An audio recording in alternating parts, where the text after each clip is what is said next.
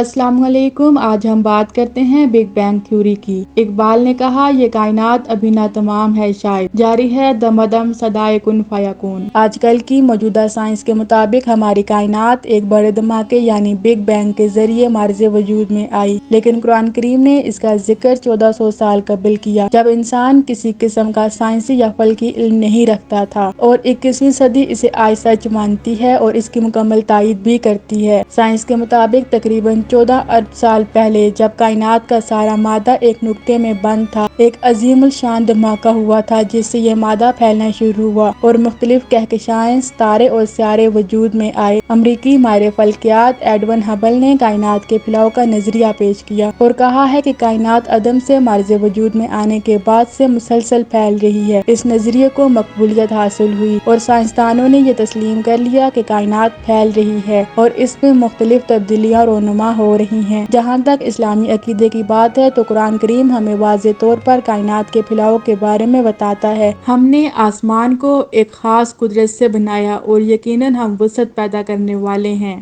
گویا اس کائنات کی تخلیق اور مسلسل وسعت پذیر ہونا خود بخود نہیں بلکہ اللہ تعالیٰ کی طرف سے ہے، اور اللہ تعالیٰ ہی اس کائنات کو اپنی قدرت سے بنانے والے ہیں۔ 13 ارب سال پہلے نہ یہ سورج تھا، نہ یہ ستارے، نہ یہ کہکشائیں، نہ یہ نظارے، بلکہ صرف دھماکے کے نتیجے میں پیدا ہونے والے بڑے بڑے ہائیڈروجن گیسز کے بادل تھے۔ قرآن کریم 1400 سال قبل اس تخلیق کو یوں بیان کرتا ہے، یہ نہیں دیکھتے کہ سب آسمان اور زمین باہم ملے ہوئے تھے، یعنی ایک نقطے میں بند تھے، اور ہم نے ان کو پھاڑ کر جدا کر دیا۔ اس پر علامہ اقبال نے کہا ہے کہ یہ کائنات ابھی نہ تمام ہے، شاید جاری ہے دمادم صدائے کن فیکون۔ اصل میں آج جو دنیا میں کریشن آف یونیورس کا جو تصور ہے تقریباً اب متفقن ہے۔ کچھ عرصے پہلے تک جسے ہم نیوٹونین ایرا آف فزکس یعنی نیوٹن کا دور کہتے ہیں، وہ بابائے فزکس ہیں، اس میں کوئی شک نہیں، لیکن اس کے بعد انقلاب آئنسٹائن کے ذریعے آیا۔ یہ آئنسٹائن کا دور ہے جس میں ہم سانس لے رہے ہیں۔ نیوٹن کے مطابق یہ کائنات ہمیشہ سے ہے اور ہمیشہ رہے گی، یہ مادہ ہمیشہ سے ہے اور ہمیشہ رہے گا، لیکن آج ہمیں معلوم ہو گیا ہے کہ یہ کائنات بگ بینگ کے ذریعے معرض وجود میں آئی، اور اس پر سب ماہر فلکیات متفق ہیں کہ ایک بہت بڑا دھماکہ ہوا تھا اور اس سے کائنات کا آغاز ہوا، لیکن اس کا ایک اینڈ بھی ہے جسے قرآن کریم کہتا ہے کہ یہ کائنات ہمیشہ کے لیے نہیں، یہ ایک خاص معینہ مدت تک رہے گی، اس کے بعد ختم ہو جائے گی۔